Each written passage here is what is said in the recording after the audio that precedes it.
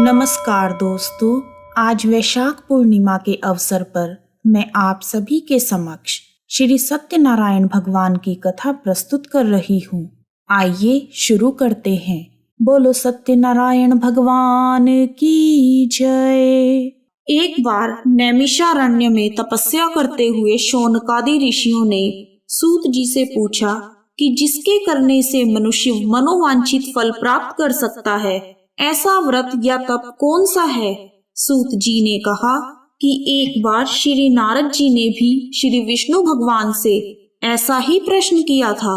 तब श्री विष्णु भगवान ने उनके सामने जिस व्रत का वर्णन किया था वही मैं आपसे कहता हूँ। प्राचीन काल में काशीपुरी में एक अति निर्धन और दरिद्र ब्राह्मण रहता था। वह भूख प्यास से व्याकुल हो भटकता फिरता था।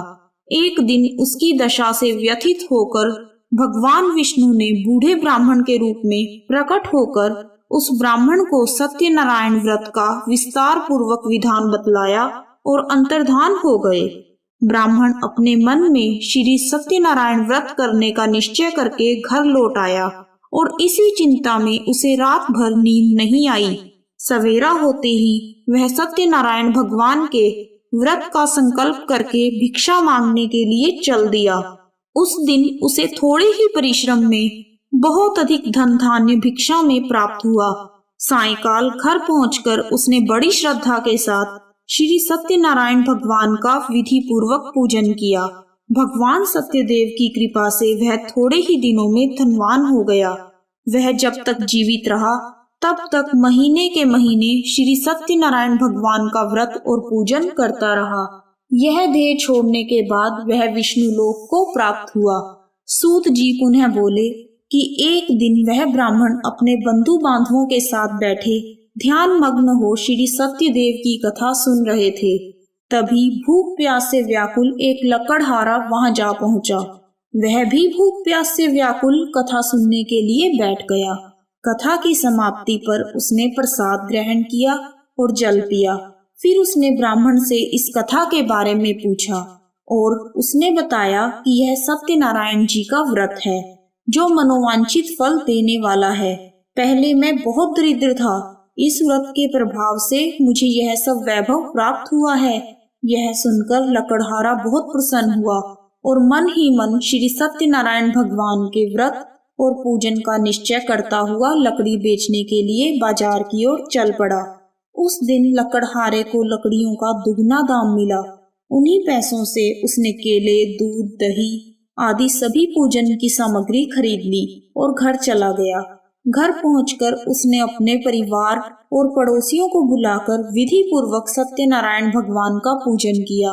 सत्यनारायण की कृपा से वह थोड़े ही दिनों में संपन्न हो गया। सूत जी ने फिर कहा कि प्राचीन काल में उल्कामुख नाम का एक राजा था। वह और उसकी रानियां दोनों बड़े ही धर्मिष्ठ थे। एक समय राजा रानी भद्रशीला नदी के किनारे श्री सत्यनारायण भगवान की कथा सुन रहे थे कि एक बनिया भी वहां आ पहुंचा। उसने रत्नों से भरी अपनी नौका को एक किनारे पर लगा दिया और स्वयं भी पूजा की जगह बैठ गया। वहां का चमत्कार देख उसने राजा को इसके बारे में पूछा। राजा ने बताया कि हम विष्णु भगवान का पूजन कर रहे हैं। यह व्रत सभी मनोकामनाएं पूर्ण करने वाला है। राजा के वचन सुन और प्रसाद पा बनिया अपने घर चला गया। घर पहुंचकर उसने अपनी पत्नी से व्रत के बारे में बताया और संकल्प किया कि मैं भी संतान होने पर यह व्रत करूंगा। उसकी पत्नी का नाम लीलावती था। सत्यदेव की कृपा से वह कुछ ही दिनों बाद गर्भवती हो गई और 10 महीने पूरे होने पर उसने एक कन्या को जन्म दिया। कन्या का नाम कलावती रखा गया और वह चंद्रमा की कलाओं के समान नित्य प्रति बढ़ने लगी। एक दिन अवसर पाकर लीलावती ने अपने पति को सत्यदेव का व्रत करने की बात याद दिलाई। उसने कहा, मैं यह व्रत कन्या के विवाह के समय करूंगा। यह कहकर बनिया अपने कारोबार में लग गया। जब वह कन्या विवाह के योग्य हुई तो उसने दूतों द्वारा खोज करवाकर कंचनपुर नगर के एक बनिए के सुंदर, सुशील और गुणवान बालक के साथ विवाह कर दिया। फिर भी बनिए ने सत्यनारायण भगवान का व्रत नहीं किया।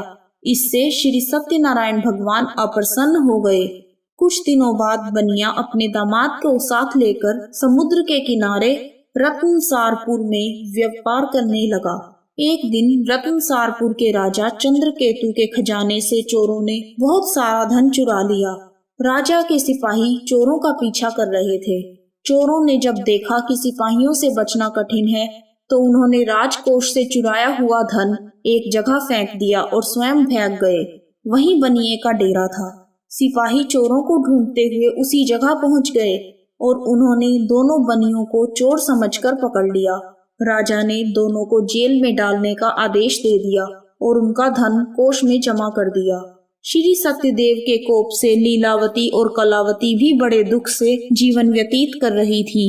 एक दिन कलावती भूख प्यास से व्याकुल होकर एक मंदिर में चली गई। वहां पर श्री सत्यनारायण भगवान की कथा हो रही थी। वहीं बैठकर उसने कथा सुनी। प्रसाद लेकर रात होने पर घर पहुंची। माता के देरी का कारण पूछने पर उसने यह सब बात कह दी। उसकी बात सुनकर लीलावती को अपने पति की भूली बात याद आ गई और उसने श्री सत्यदेव के व्रत का निश्चय किया। उसने अपने बंधु बांधुओं को बुलाकर श्रद्धा पूर्वक कथा सुनी और विनम्र भाव से आर्त होकर प्रार्थना की कि मेरे पति ने संकल्प करके जो आपका व्रत नहीं किया है उसी से आप अप्रसन्न हुए थे। अब कृपा करके उनका अपराध क्षमा करें। लीलावती की प्रार्थना से श्री सत्यदेव प्रसन्न हो गए। उसी रात में श्री सत्यदेव ने राजा चंद्रकेतु को स्वप्न में दर्शन देकर कहा कि प्रातः काल होते ही दोनों बनियों को जेल से छोड़ दो और उनका सभी धन उन्हें लौटा दो, वरना पुत्र पौत्र समेत तुम्हारा राज्य नष्ट हो जाएगा। इतना कहकर सत्यदेव तो अंतर्ध्यान हो गए और राजा ने भी सवेरा होते ही दोनों बनियों को मुक्ति का आदेश दे दिया और साथ ही उनका धन उन्हें लौटा दिया और बहुत सम्मान पूर्वक उन्हें विदा किया। दोनों बनिए आनंदित होकर अपनी नौका लेकर अपने घर चल पड़े। तभी श्री सत्यनारायण भगवान सन्यासी के वेश में उनके समीप आए और बोले कि तुम्हारी नौका में क्या है? बनिए ने हंसते हुए उत्तर दिया, नौका में तो फूल पत्तों के सिवाय कुछ भी नहीं है।